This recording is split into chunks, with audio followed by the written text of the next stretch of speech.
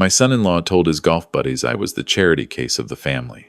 He said it at my granddaughter's christening, loud enough that two of Claire's cousins heard every word, while I was standing 20 feet away holding little Emma and singing her the same song I used to sing to Claire when she was small. I set Emma down gently in her bassinet, smoothed her blanket, and went to find a quiet corner of the church hall to make 3 phone calls I'd been putting off for 6 months. My name is Harold Whitfield. I'm 67 years old. I live on 43 acres of land outside Murfreesboro, Tennessee, in a house I built with my own hands in 1994. My wife Ruth passed 4 years ago, and since then I've been doing what I've always done, waking up at 5 in the morning, drinking black coffee on the porch, watching the sun come up over the ridge, and going to work. My truck is a 2007 Chevy Silverado that I keep running myself because I know how engines work, and I don't see the point in buying something new when the old thing still runs fine. I wear Carhartt work pants and flannel shirts and boots that have been to more places than most people's dress shoes ever will. When I go to Claire and Derek's house for Sunday dinners, I bring a covered dish and I sit quietly and I listen to Derek talk about his portfolio and his deals and his connections in Nashville. And I nod along and I say things like, "That sounds real interesting, son," and he smiles at me the way people smile at the furniture. What Derek Crane doesn't know, what my daughter Claire only half suspects and has never pushed on, is that the little supply business I mentioned to her once in passing, the one I said keeps me from getting too bored in retirement, is called Whitfield Industrial Supply. I incorporated it in 2009 after selling my original equipment company for enough money to set my family up forever. Whitfield Industrial currently supplies maintenance equipment, HVAC components, and facilities management systems to 114 hospitals, 260 school districts, and 31 state government facilities across Tennessee, Georgia, Alabama, and the Carolinas. Last year's revenue was $63 million. I employ 840 people, most of them in places that needed the work. Derek thinks I'm an old handyman who got lucky with some land. That misunderstanding was fine by me until about 8 months ago, when it stopped being a misunderstanding and started being something else entirely. The first sign came at Thanksgiving.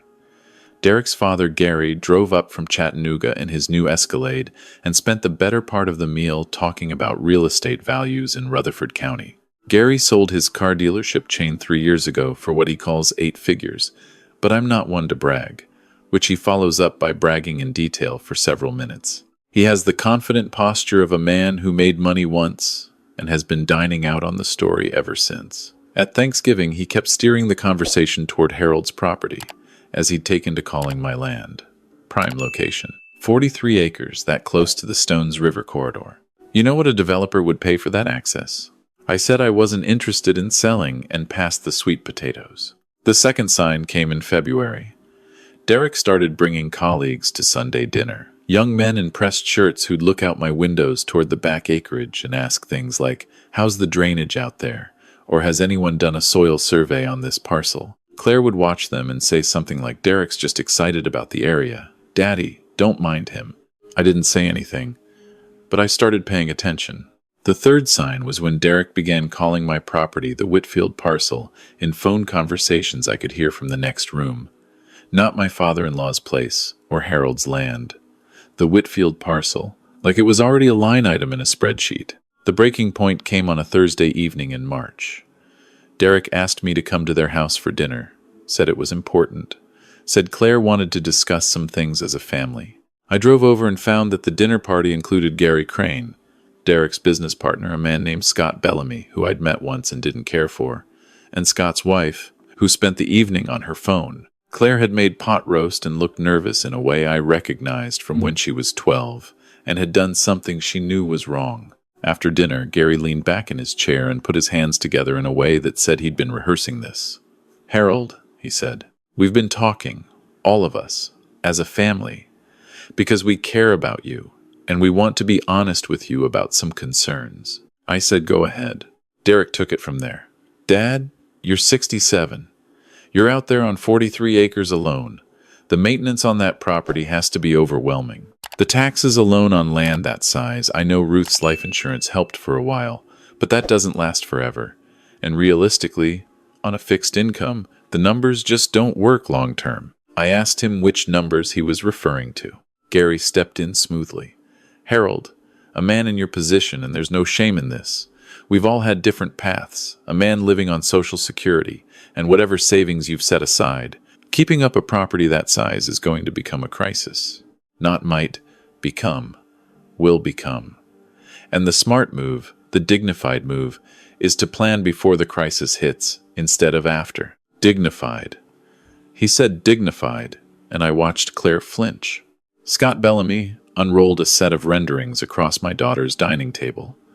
Derek and I have been developing a residential community concept for the Stones River corridor, he said. 40 to 60 upscale homes, conservation easements along the water, the kind of project that wins awards and generates real value for the county. Your parcel is, frankly, the piece that makes the whole thing work. Without it, the project loses the river access and the acreage we need for the amenity space. I looked at the renderings. They were professional and detailed. Someone had been working on this for a while.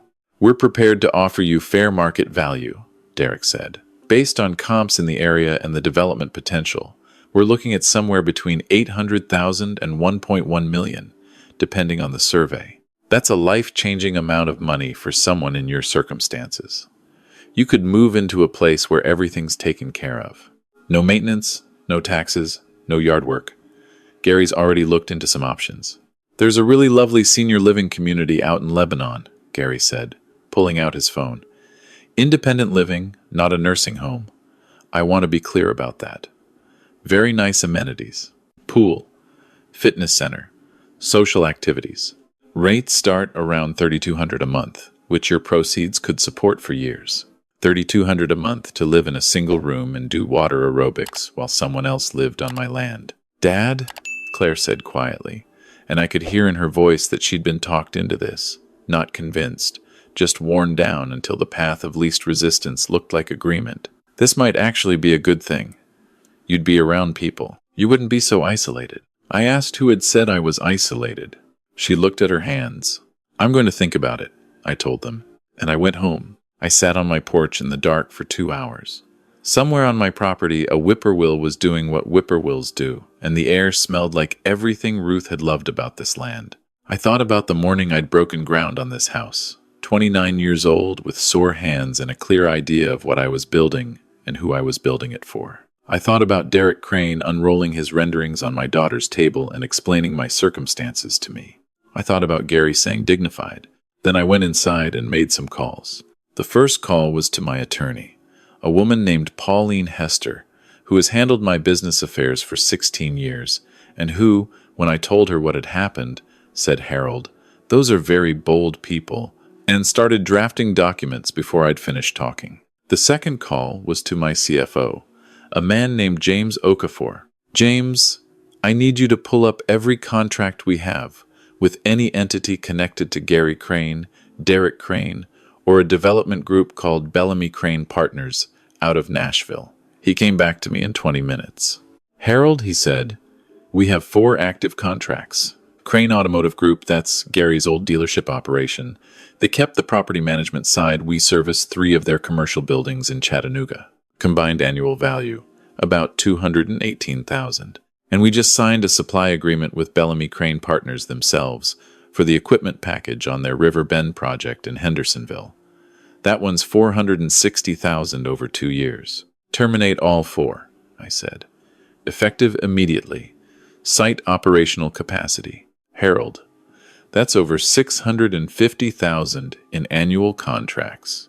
I know what it is. Third call was to my operations director, a man named Bobby Tillman, who has worked for me since we were both young and who knows how I think. Bobby, I need you to check something. Derek Crane, my son-in-law, works for a commercial real estate firm in Nashville called Pinnacle Development Group. Do we have any exposure there? Give me a day, Bobby said. He called back the next morning. We have a pending contract, Bobby told me. Pinnacle Development is doing a mixed-use project in Brentwood. They contacted us 6 weeks ago about supplying the facilities management systems for the entire development. 8 buildings, phased over 30 months. Contract value we quoted them was 1.4 million. Walk away from it, I said. Tell them we had a conflict review and can't proceed. Recommend Southeastern Supply out of Knoxville. Harold. That's 1.4 million. Bobby. All right. He paused. You want to tell me what's happening? Not yet. Soon. I also called my estate planner that week, a quiet man named Arthur Fenn, who had been after me for 2 years to move my property into a properly structured trust. I'd been slow about it for no good reason. Arthur, I said, I need that trust set up this week. The land, the house, everything. He asked no questions and had documents ready in 3 days. I signed them on a Tuesday morning and felt something loosen in my chest that I hadn't noticed was tight. The dinner party was Gary Crane's idea. He called it a celebration of community and opportunity, which is the kind of phrase that should make anyone check their wallet. 60 people at a private event space in downtown Nashville that Derek's firm used for client entertaining. The official occasion was the public announcement of the Stones River Residential Community Project, the development Derek and Scott had been designing. Claire told me about it on a Sunday phone call, her voice careful and bright in that way that meant she was hoping I wouldn't make things difficult. Daddy, Derek wants you there, she said. He thinks it would mean a lot if you came, showed your support. I said I wouldn't miss it. I wore what I always wear. My good flannel, the dark green one, Ruth always said, brought out my eyes. Clean Carhartts. Boots I'd polish because Ruth taught me that you polish your boots before you go anywhere that matters. I drove my truck and handed my keys to a young valet who looked at the vehicle and then looked at me and then did his job professionally. Inside, the room was full of people who smelled like money and moved like they were used to being photographed. Derek's colleagues in tailored suits. Gary Crane holding court near the bar with the easy authority of a man who believes all rooms belong to him. Scott Bellamy working the room with the focused energy of someone who needs this project to happen. Claire was beautiful in a blue dress and looked relieved when she saw me, and then looked worried that she felt relieved, which told me everything I needed to know about the past few months in her house.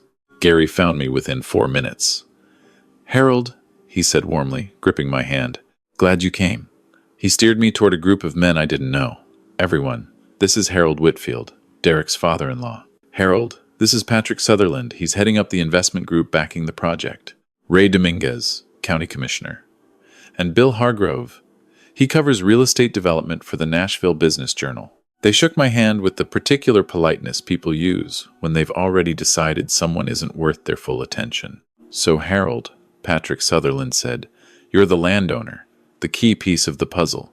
Gary laughed. Harold's been real thoughtful about the whole thing. Family first, right, Harold? He's a simple man, but he understands when something's right for everybody. A simple man. I smiled and said something agreeable and watched Gary move on to more important conversations. Derek found me a few minutes later. Dad, thanks for being here. It means a lot. He looked relaxed and confident, and like a man who had already closed a deal in his mind and was just waiting for the paperwork to confirm it. You doing okay? Fine, I said. Great. He straightened his cuffs. We're going to make the announcement in about 20 minutes. Dad, I want you to know, we're going to take care of you. This is going to change your life. 20 minutes later, Gary clinked his glass. The room quieted with the practiced efficiency of people who do a lot of events like this. Gary spoke about vision and community and the unique opportunity of the Stones River corridor and Derek's leadership and Scott's design work, building the way a man builds toward a punchline. Claire stood next to Derek and held his arm, and I watched her face, and I could see that she had told herself this was a good thing, and that telling yourself a thing often enough is a different process from believing it. And the anchor of the whole project, Gary said, the piece that makes everything else possible, is a 43-acre parcel that has been in the Whitfield family for 30 years. Thanks to Harold Whitfield's generosity and his understanding of what this opportunity means for his family and this community, the Stones River residential community will have access to the most beautiful stretch of land in Rutherford County. Applause. Patrick Sutherland nodded with the satisfaction of a man watching his investment thesis. Confirmed. Bill Hargrove was typing on his phone. Derek stepped forward. I want to thank my father-in-law publicly. Harold, you may not always see what you've built, but we see it. And this is our way of honoring that.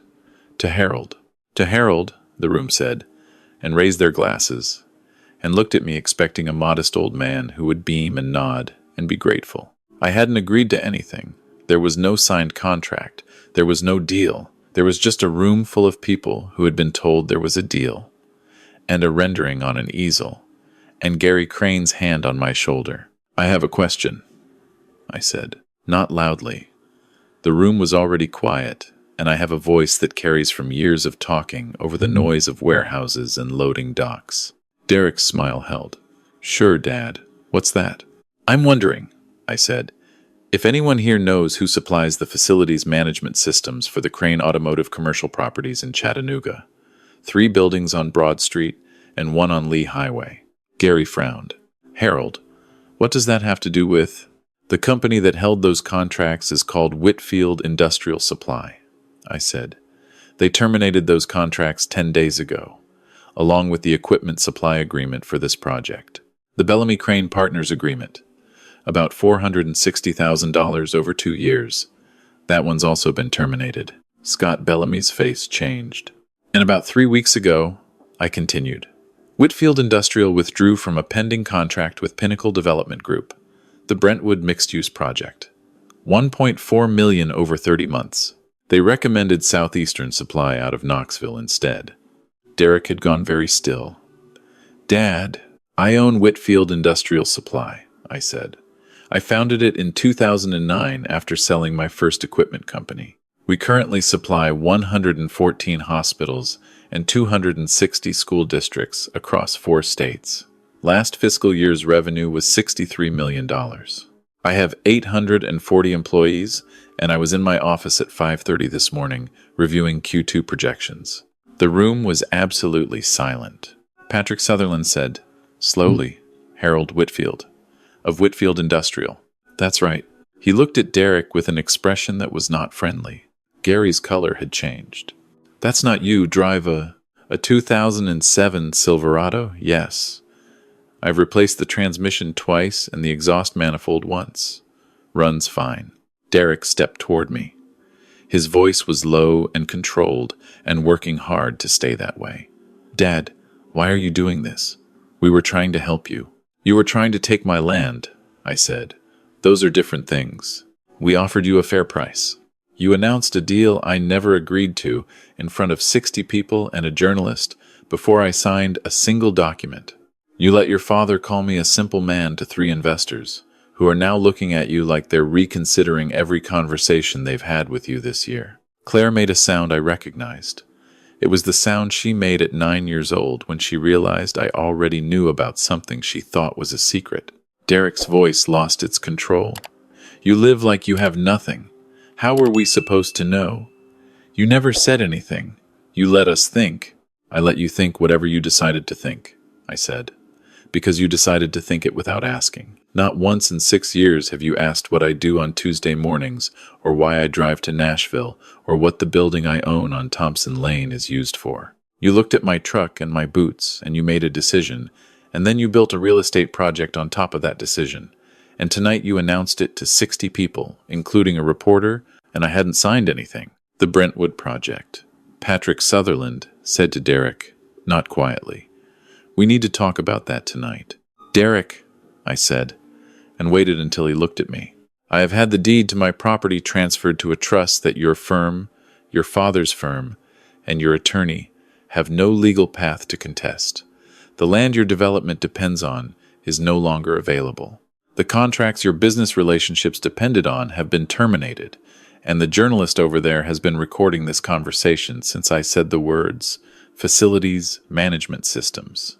Bill Hargrove did not deny this. Derek sat down in a chair, not dramatically, just heavily, the way people sit when something structural gives out.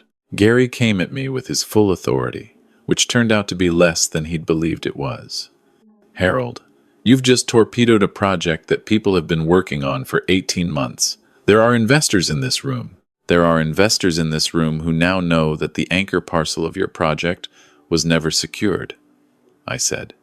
"I think what concerns them more than my behavior is yours." Claire was crying quietly near the window. I went to her and put my arm around her, and she leaned into me the way she had when she was small, and I said, in a voice just for her, "I know you didn't plan this, baby. I know." She said, "Daddy, I'm so sorry." "I know." She pulled back and looked at me with red eyes. "Why didn't you ever tell me?" "Because you never asked," I said. "And then, because that was too hard for the moment," I said. "And because I wanted you to love me for the right reasons. And you always have. It's okay."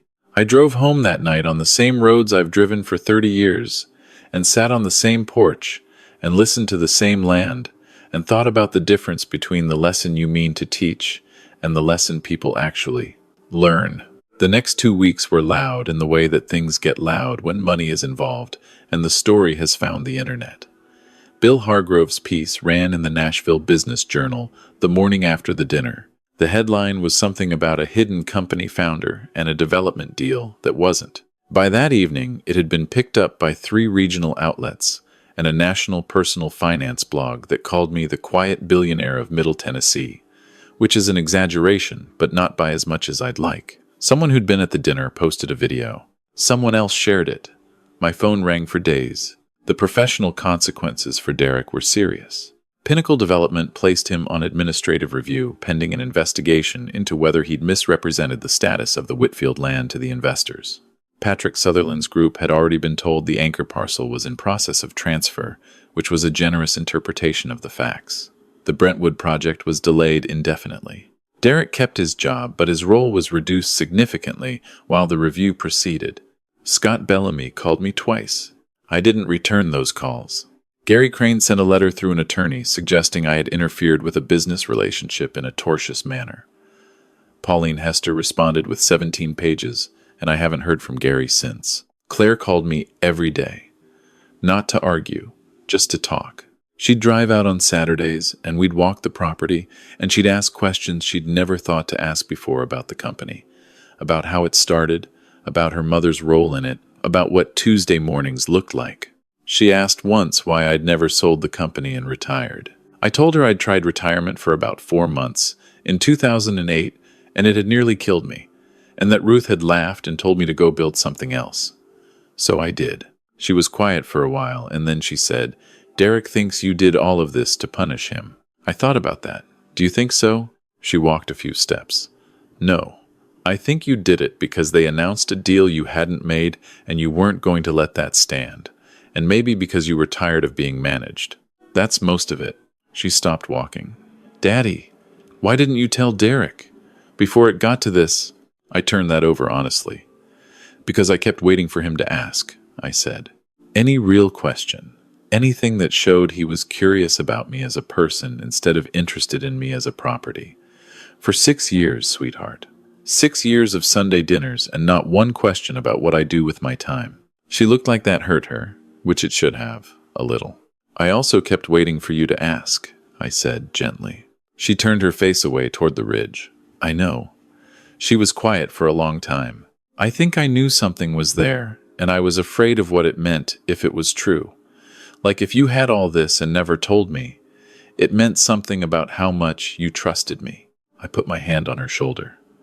"Claire, the reason I never told you is the same reason I kept driving the old truck after I could buy anything I wanted. Because I needed to know that the people around me were there for what was real. And you always were. Even when you married a man who wasn't." She laughed a little at that, wet and complicated. "Derek called me 5 weeks after the dinner. Not a text, a call, and not to argue. He asked if he could come out to the property, alone, and talk. I said Sunday afternoon. He pulled up in a 4-year-old Honda Civic I'd never seen before. He got out in jeans and a plain shirt and looked smaller than I was used to seeing him, which had nothing to do with his size. He stood at the bottom of the porch steps and said, "I don't know how to start this." I said, "Start with what's true." He came up and sat in Ruth's old chair because I pointed at it, and we sat with the land in front of us for a while without speaking. Then he said, "I've been thinking about what you said, that you were waiting for me to ask, and I realized I couldn't think of a single real question I'd ever asked you. Not one. 6 years." "That's right." He looked out over the acreage. I built a whole theory about you in my head without ever checking if it was accurate. You were Claire's dad. You were the handyman with the old truck. You were sweet but simple. And once I had that theory, I just fit everything into it. Every Sunday dinner. Every time you said things were fine, I fit it in. He shook his head. My dad does the same thing with people, sorts them fast, and then never looks again. I didn't realize I'd learned it. You were good at other things, I said. I watched you with Emma when she was first born. You were completely present. I noticed that. He looked at me. You're not a bad man, Derek. You let your father's priorities become yours without questioning whether they were. And you got so focused on building something impressive that you stopped checking whether the foundation was real. Those are problems, but they're the kind problems that can be fixed if you're willing to do the work. He was quiet for a long time. I'm on review at work. Might lose the job entirely. I know. The Brentwood project fell apart. I know that too. Harold, I need to ask you something. He turned to look at me straight on, and it was the first time in 6 years I felt like he was actually looking. Did you pull those contracts and withdraw from that project because of what I did? Or would you have done it anyway once you found out we'd been doing business with them? I thought about it honestly. I'd have terminated the Crane Properties contracts regardless, I said, once I knew your father was involved in pressuring you to pressure me. The Bellamy Crane contract I might have let run out naturally. The Pinnacle contract I wouldn't have walked away from $1.4 million without cause. So yes, some of it was a message. He nodded slowly. Fair. He rubbed his hands on his knees. I've been applying for jobs, smaller firms, project coordinator level, basically starting over. And I keep wondering, he stopped. Go ahead. I keep wondering if you'd consider he stopped again. No, that's the wrong question. That's me, still looking for a shortcut. He sat up a little straighter. I want to rebuild my career from a real foundation. I'm interviewing at a mid-size firm in Brentwood, low level, and I'm going to take it if they offer it. Claire and I are in a smaller apartment now. It's fine. We're okay. And Emma? He smiled for the first time. Emma's perfect. She doesn't know anything about any of this. She will someday. I know. He paused. I want to be the kind of father she tells the right story about, not the one who tried to take her grandfather's land. That's a good reason to do what you're doing. He was quiet for a moment. Harold, I don't expect you to forgive me quickly. I'm not here to ask for that. I just needed you to know that I understand what I did. Not the business part, the personal part. I looked at you for 6 years, and I never saw you. I saw a role and a property and a problem to manage. And you're Claire's father. You're Emma's grandfather. You deserved better from me, from the first Sunday we met. I let that sit between us for a while, the way honest things need to sit. I'm not a man who stays angry, I said finally. Never saw the point. Ruth used to say, I have a short memory for grievances and a long one for character, and she meant it as a compliment. What you did was serious, and the consequences are serious, and I didn't engineer them to punish you. They came from the choices you made. But I've been watching you since you called me, and I think you're doing the right things for the right reasons. That matters. He exhaled. You're not getting my land, I said. He almost laughed. I know. Or my company. I know. But if you want to be in this family, in the way families are actually supposed to work, Sunday dinners, real conversations, questions that aren't about property values, then that door is open. It was always open. I just needed you to knock on it like a person, not try to walk through it like a development opportunity. He nodded. I'd like that. We'd like that. Claire would. He looked down. She cried for 3 days after the dinner. She kept saying she should have asked, that she'd known something was there and she'd let Derek's version become her version. Tell her she wasn't wrong to love her husband, I said. She was wrong to stop being curious. Those are different kinds of wrong, and the second one is easier to fix. He stayed for 3 hours. I showed him the eastern boundary of the property where the creek comes through, and the old equipment shed where I'd kept the first van of my original business, with the hand-painted lettering still visible on the side, if you knew. Where to look? He asked questions. Real ones. How had I started? What my first big contract was. What it was like to build something from scratch with no backing and no connections, and a wife who worked nights at the hospital so they could keep the lights on while I built it. I answered all of them, and I found I enjoyed it, the answering, in a way I hadn't expected. It turns out there's a particular satisfaction in being finally seen by someone who'd been looking through you for years. He shook my hand at his car, and then, after a moment, he hugged me. Stiff and not quite practiced, the hug of a man not used to it, which told me something about Gary Crane's household that I'd always suspected. "Tell Claire Sunday dinners are back on," I said. "She'll be relieved. Tell her to bring something. I'm not running a catering operation."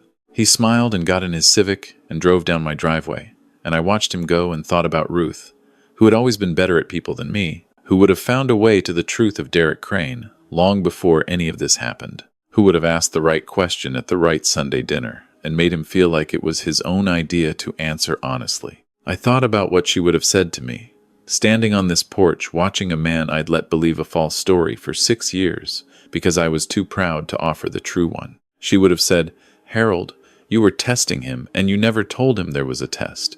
And she would have been right.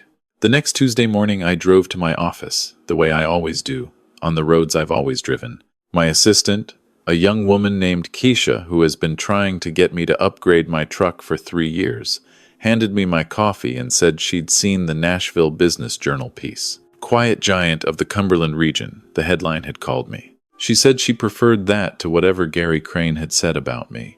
I told her I appreciated that. She handed me a folder. Someone called last week asking about entry-level openings in our facilities operations division.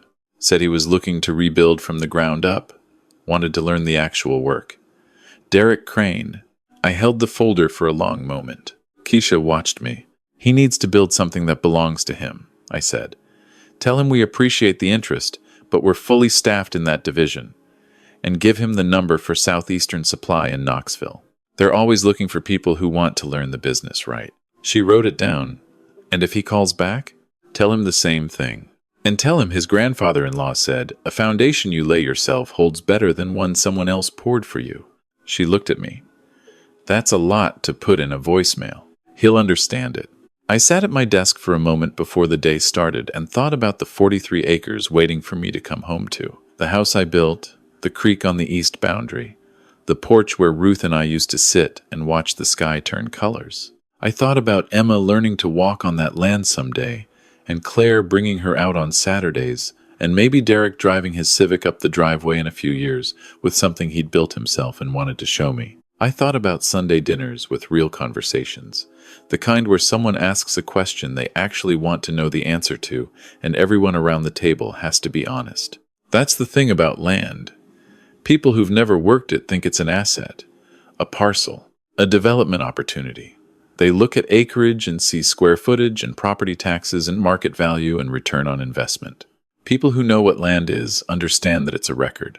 Everything that happened on it is still there, in some form in the soil, in the trees that have been standing longer than you have, in the house that was built with a particular set of hands, for a particular set of reasons. You can't develop that out of it. You can pave it over, but you can't make it something it isn't. My land is 43 acres of everything I worked for and everyone I loved, and every morning I got up before the sun to build something worth building. No rendering on an easel at a Nashville event space was ever going to change what it is.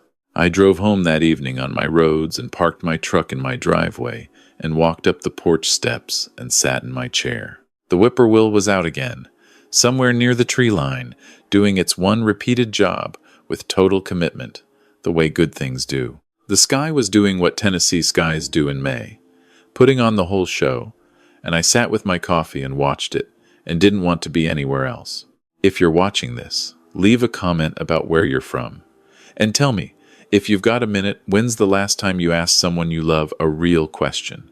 Not a polite one. Not one you already knew the answer to. A real one. The kind you ask because you actually want to know who they are. That question is worth more than any property. That's what I know for certain at 67. Sitting on a porch I built myself on land I'm keeping, watching the sun finish what it started this morning and waiting for Sunday.